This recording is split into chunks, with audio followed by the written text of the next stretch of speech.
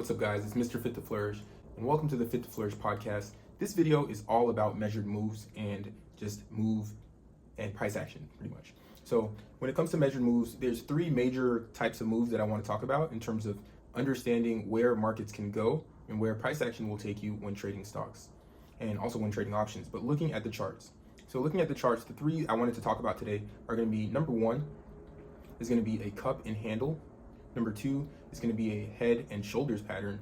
And then last but not least, I wanted to talk about a little bit about Fibonacci retracements.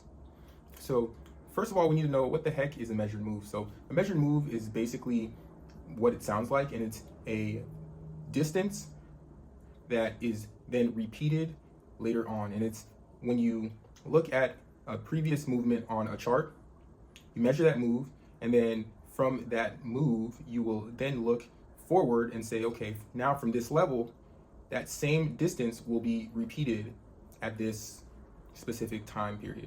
Kind of doesn't make sense right now, but I'm going to show you these pictures and they'll make a lot more sense. So the first picture that I'm going to throw up is going to be the cup and handle here.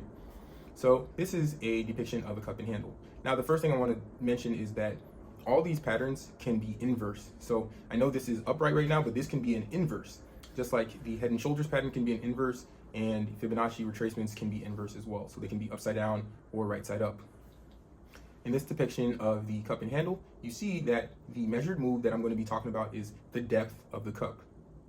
So the depth of the cup here is going to be the same distance that is going to happen, or that is going to occur later on. So that same price movement from point A to point B is going to be the same movement that's going to happen after the completion of the formation of the cup and handle. So the depth of the cup is then going to be that measured move. We take that measured move and we move that over to the bottom of the handle of the cup upward. So that same distance is going to be traveled after the finished cup and handle formation. That would be the measured move that you can predict that we will see before we get a major correction or a major reversal. A lot of people were asking me on TikTok, how did you know that SPY was going to go to 550 and retrace? Well, it's because I did that measured move as you see here, and I measured it and saw how far it can actually go, and it literally hit about 550, and now we're kind of retracing from 550 down to 545. And today is June 21st, 2024. Now the next measured move is the head and shoulders. So for the head and shoulders, once this pattern completes, then the depth of the neckline to the top of the head is going to be the expected move from the neckline up.